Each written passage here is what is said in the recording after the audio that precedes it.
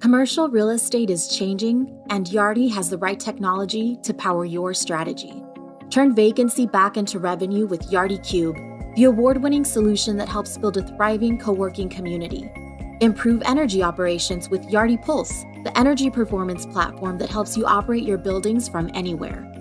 Drive asset performance with Yardi Elevate, the technology suite that connects every aspect of real estate operations. Yardi, energized for tomorrow.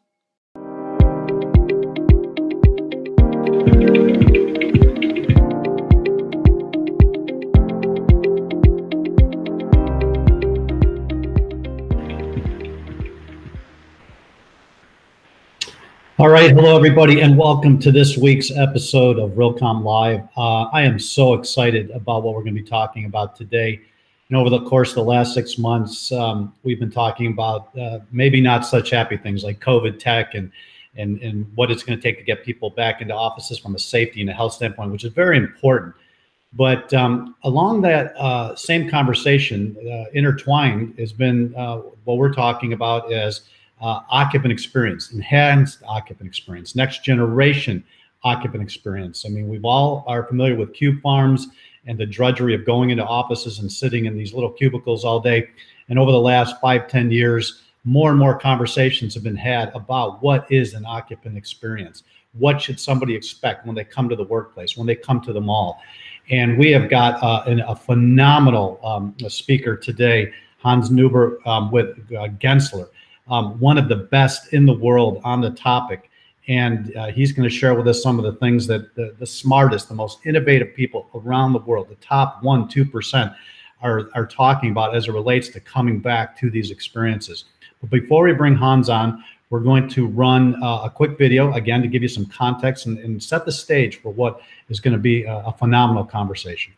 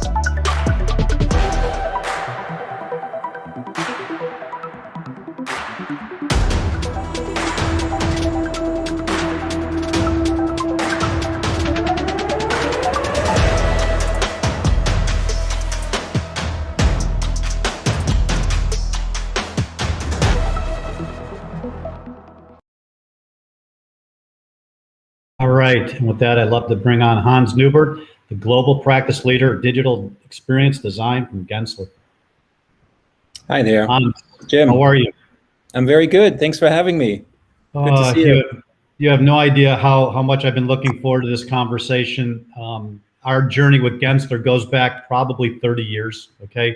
David and I long ago met at a BOMA show in Los Angeles, and we argued to the audience that they needed to bring residential to downtown Los Angeles, and I think they threw tomatoes at us at the time.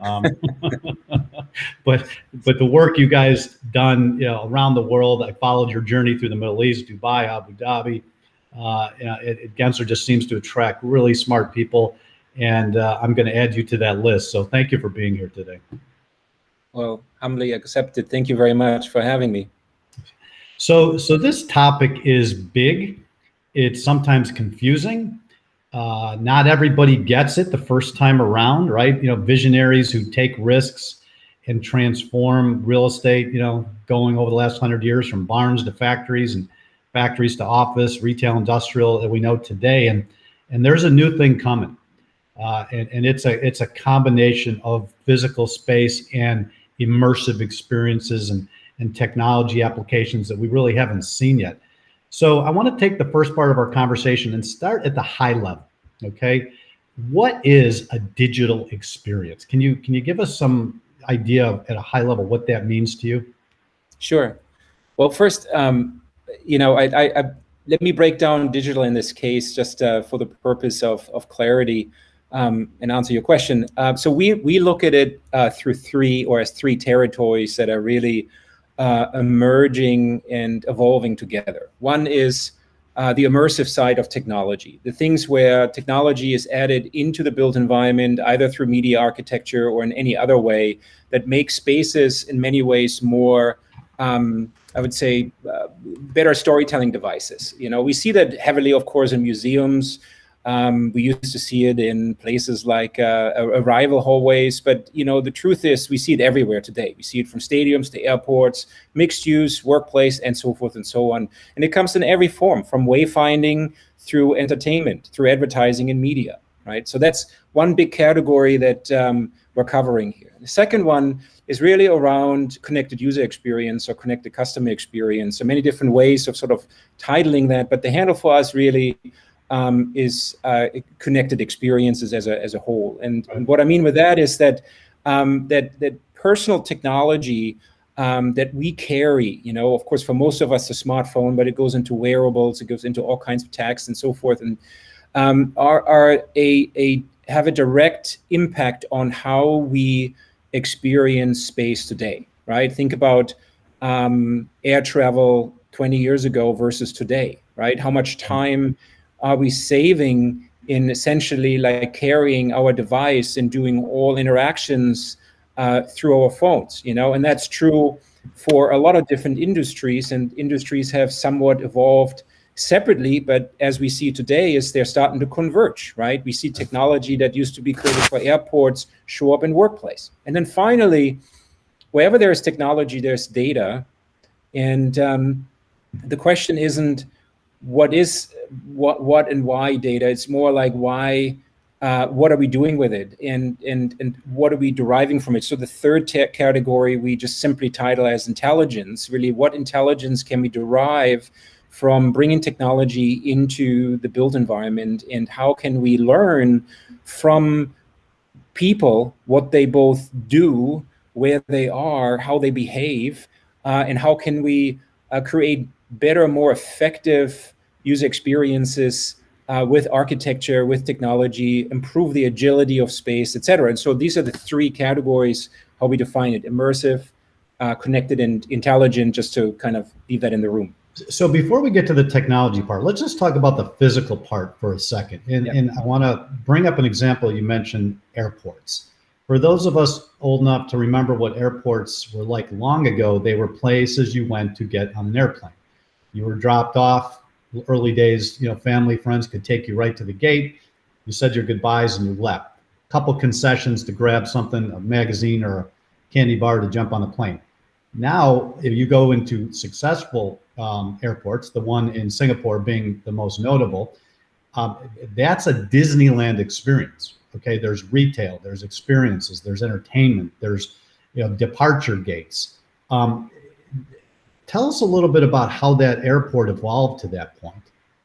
Yeah, well, I think there are, of course, there's outside in and inside out in this case, evolutions. We've obviously had major changes in airport design post September 11th. So we know security has had a major impact on how much time we spend at airports. If you ask me today, I still really prefer to go from curb to seat in 20 minutes if I could, but that's not really an option at the moment, unless perhaps you fly private or first class. So I think, what are we doing with this extra time? So there's certainly one, right? It's sort of the external factors that exist, pandemic being the next one you really do consider. And that's a constant. That evolves the way that not just airports, but really every space has to be re-evaluated and redesigned year over year, or at least in the right timeframes. Second, though, is also that you mentioned, Barnes, and then you mentioned mixed use. I want to say, like, we're sort of now fairly established, living in an era where experience is something that is a major driver for pretty much everything that we design. And I can certainly dive into the nuances of experience, but I think as a whole, humanity has really looked at purpose, context, personalization, health, trust, mobility, services, and so forth as a way to judge what actually spaces are offering in terms of how we kill time. Right. And we had talked about the people that you deal with are the 1% to 2% of the people who are truly innovative, leading the charge for innovation. What do you say to the 98% who expect the world to go back to those offices that were pre-pandemic, okay, that had very little experience? I mean, hundreds, thousands, millions of buildings around the world that offer a singular function of going and sitting at a desk. What do you say to those folks about taking experience and integrating them into those very old, stoic, in some cases, boring environments? Well, I think it's a good point. I think that every building, every owner, and every tenant has unique and personal needs, right? Like a technology company has different needs than, let's say, a bakery, or I'm talking about large scale bakery, sure, right? And so we need to recognize that that's one input. And the second input, though, I will tell developers and brands and companies in general, is that your customers and the people who work for you, their experience is influenced not by what you provide or what others like you provide, but everything that they experience with everybody else. The way that they are able to order an Uber, the way that an airport improves security, the way that workplace has perhaps a workplace app to, reserve a seat, the way that I can order a beer at a new stadium to my seat right now. All those little experiences and the way that they're supported, they become your customer's expectation set, right? Yeah. And so that's what we need to look for. And as it relates to the direct impact on the repositioning, I think that the building itself is actually fairly not easy, but technology has the beauty of flexibility, and it can be built into almost any environment to support that very experience or user experience to improve. Well, I 3,000% agree with you. And let's say a major corporation does a little analysis and determines that going on vacations once a year is a big deal for an employee, right? So why wouldn't that corporation push, partner, collaborate with, say, somebody like an Expedia to create an experience room, a travel experience room, not a big room, inside that corporate headquarters. So when employees are getting ready to go on vacation, they don't go up to their laptops and do the thing we all do and trying to find the photos of the resorts, but they could work with a virtual concierge from Expedia who could take them into an immersive environment and show them resorts in 3D and take them under the water in the Caribbean. Are you seeing people ready to have those conversations and provide those kinds of solutions? Certainly, I mean, in not this exact example, I would say. I think that there's always what problem are we solving, and where is the true sort of gap in terms of solving it better, right? People book vacations exceptionally well by going on Instagram, looking at the latest photographs of their friends, and searching out the locations. In fact, it's a problem on Instagram that there are too many pinpoints all over the world, and people go to places that were previously reserved and private, and now they're being mocked by tourists. So I think that this example is a good example in general how technology might sort of evolve. The particulars of travel, I think, are less of a problem. I think we have a good inspiration there already, and I think lots of imagination and desire. The truth is, though, that personal presence, is something that we all struggle with, right? I say that here because we're all on this phone, on this Zoom call, and I think the conversation between us would probably be a whole lot better if we were in the same room. And so much of technology, I think the effort that we're trying to do is not to make it more present, but to actually make it less visible, right? And so more natural. More natural, create less of a barrier and have it kind of recede into the background. And that's true for everything, right? And so the more we can both initiate and complete tasks in the same room, the more technology will help us do this more immersively and more interestingly. Travel, like I said, is one of those things. For travel to come to life, you still need to go to the location. Well, you and I will have a beer someday and argue about that, because I love to travel, and I have had to stitch together so many different platforms, Google Earth, immersive experiences, to really get a sense of what that place feels like. And inevitably, at least a few times out of 10, when I get there, I'm disappointed. So let's take a break and hear from one of our sponsors. And when we come back, we're going to talk about some specific technologies and some specific projects that Hans has been working on.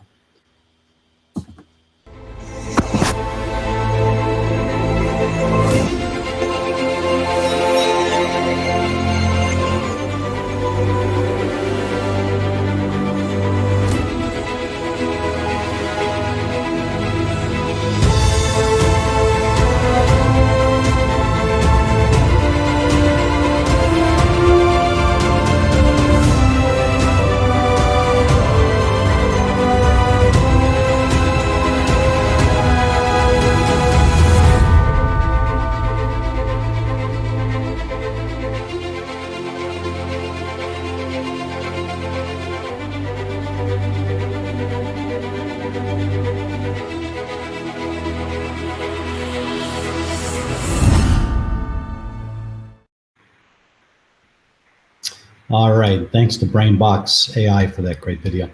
All right, let's bring Hans back, and I've got a couple questions for him.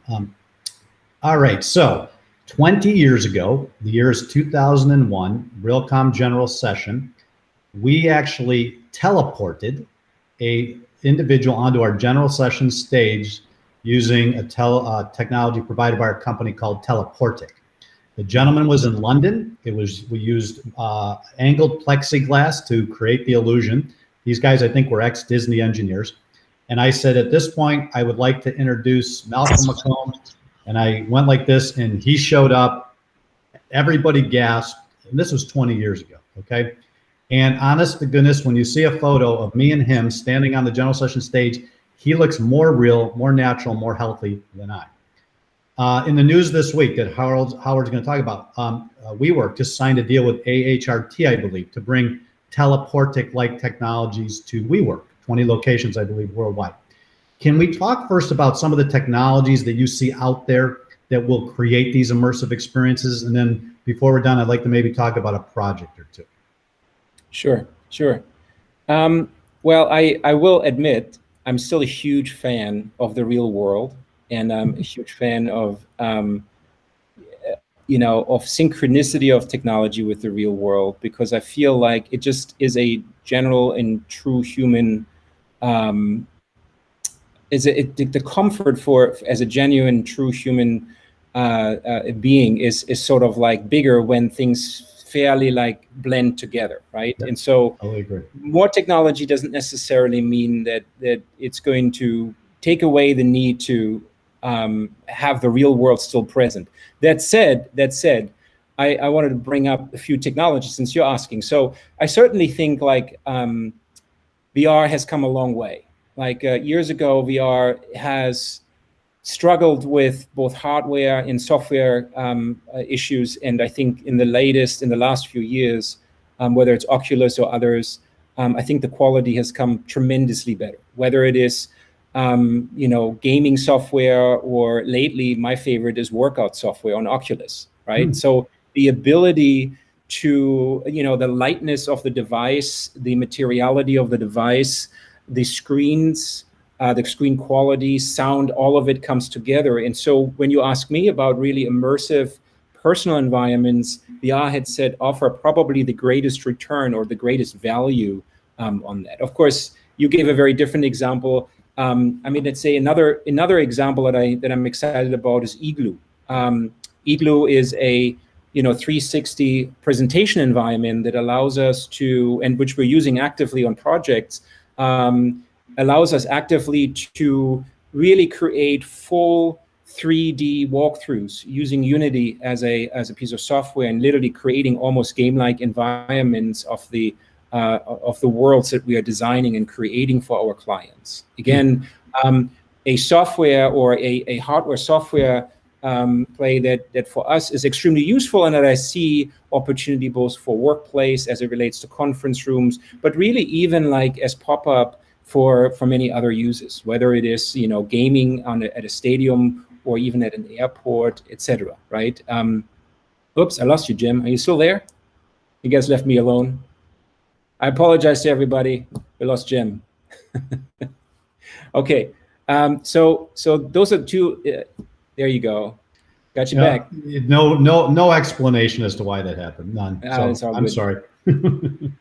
So for me, those are the two very immersive technologies that play themselves out that way. I could easily see, Jim, a level of conference technology that takes advantage of the type of technology Igloo developed and create entire large conference centers like this. So a place like what you described is now so immersive that you feel like you're in the equivalent of an interactive IMAX theater, right? And you have the ability to truly teleport yourself into more than just having another person present. I think we're probably going to see the traditional conference room morph pretty quickly over the next 12 to 18 months.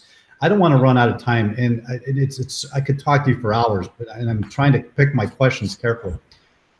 There are only a few people in the world, or a few projects, that are really at the cutting edge of some of this. Like I mentioned earlier, Abu Dhabi, Dubai, Singapore, we've seen some crazy things from around the world. Can you give us an idea of one project that you think is at the cutting edge of some interesting ideas in this next generation experience? Some, we're projects we do or do not work on, I will say, because if I'm studying cutting edge, then it isn't live or out there. I will say two things. One is just finished, and another one that we may or may not work on, but that I feel like is probably worth a look. One is in Dallas, AT&T's new Discovery District, and I say that for multiple reasons. One, because it is a repositioning, and you and I talked offline how I believe that, and we believe really at Gensler, that repositioning buildings is it has to be a huge effort going forward if we want collectively to reach the climate goals that we ought to have, both as an industry and really as a country and really as a world. And this is the repositioning of AT&T's corporate plaza into an open, first of all, for the buildings, the corporate headquarters, but really also for the public plaza, going from a corporate plaza to really opening up into a fully immersive entertainment center that has both F&B, fully immersive theater experiences. It has outdoor experiences. It was given by AT&T to Dallas and is in the process of completely reshaping the downtown area of Dallas. For those who are on the call, I can only highly recommend to go there. And it is, without pictures, hard to describe, but it is a space that, in my opinion, is interesting because it is like a Swiss Army knife. It can essentially turn itself from a singular experience to something that is completely inclusive, that can go from an ambient experience with just a little bit of sound and potentially some background material to turning itself into a full concert venue, right? And then disappearing again. I say that because traditionally, when it comes to experience design, in the past, purpose was always very much visible in the implicit form factor, right? You mentioned barns. Well, barns looked like what they were supposed to do. Today, in the age of experience design, I do feel like spaces have a greater level of agility, and that agility leads to a completely different form factor, where the form factor itself doesn't give away anything anymore, or at least not as much, right? The technology in the design allows it to be flexible.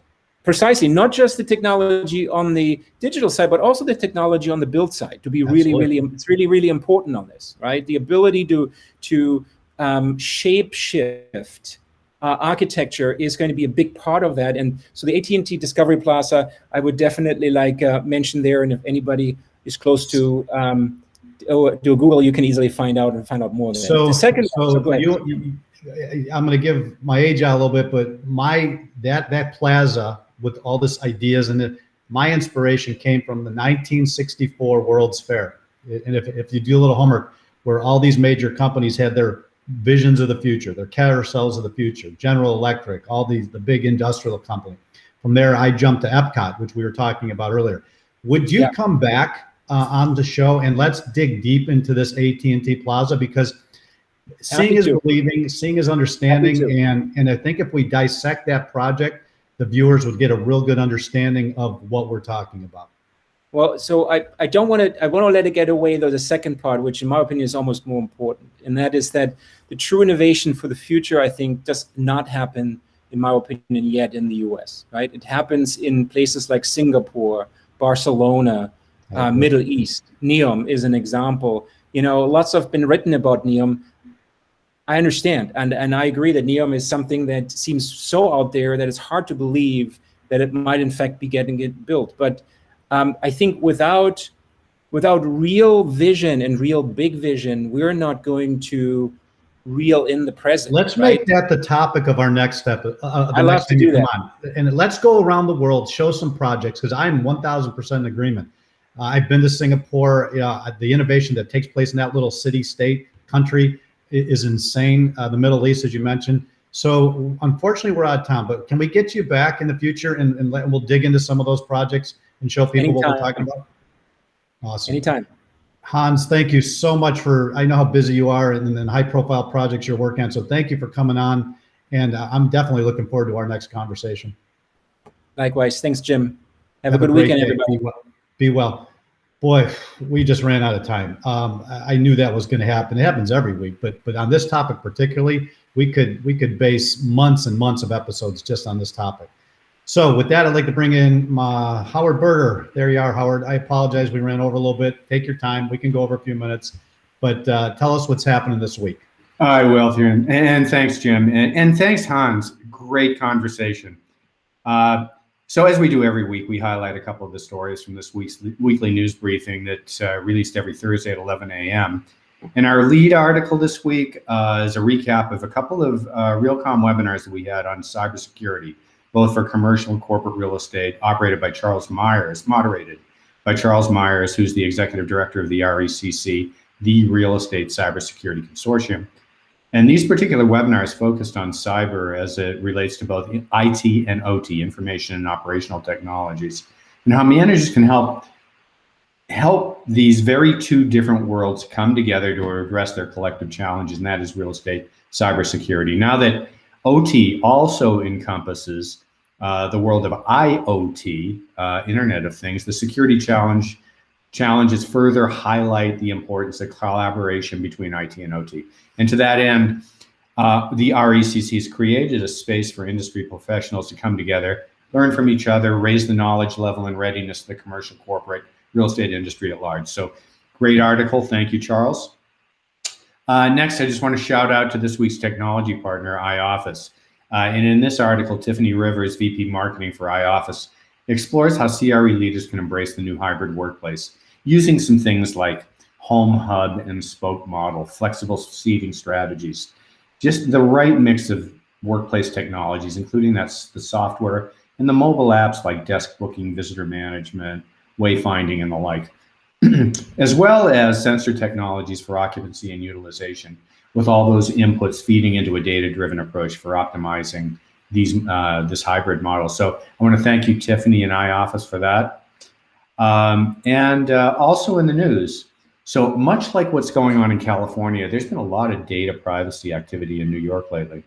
New York City Council recently passed the Tenant Data Privacy Act, TDPA, which is now requiring landlords with smart access devices that use technology like RF, biometrics, mobile apps, etc., for authentication to have safeguards and policies around the tenant info. So landlords now need to have plain language policies detailing the data elements they collect, how they're used, stored, and protected. They'll also need to get express consent from the tenant before they can use any of it for authentication. TDPA will now also give tenants the right to take action and seek compensatory damages if their data is unlawfully sold. So if approved by the mayor, the TDPA will take effect in June 2021. Then finally, as Jim mentioned, and Jim and Han had mentioned, in the conversation. So looking to move beyond just the simple Zoom and team calls, early this week, Art Media out of Toronto announced a partnership with WeWork to bring holographic presentation technology initially to 16 and eventually up to 100 co-working spaces around the globe. Now, at some of these locations, you're going to be able to beam someone's holographic twin so they can appear live on some specially constructed displays at the receiving end. You know, it could be a studio, could be a concert, could be a Realcomm conference. No details yet on costs or service fees, but good to see that WeWork is still out there experimenting with new, interesting, immersive, experiential technologies. Way to go! And we're gonna continue this conversation on immersive experiences, and a little pat on our shoulders. 20 years ago, 2001, we did immersive, teleportation on our general session stage. So in some cases, this technology isn't new. It's just we got to get it out, dust it off, get it improved, so it delivers what we want it to. Yeah, well, I'm just glad that we're having the conversations about about really starting to drive these technologies. More people are open to it. It's getting more press. I think I think we're hitting an inflection point. I do too. All right. Well, Howard, thanks again to you and the team for a great week of news, and we will see you next week. Thanks, Jim. All right, let's hear from one of our sponsors, ABB, and then I'm going to come back and wrap the show and talk a little bit about next week.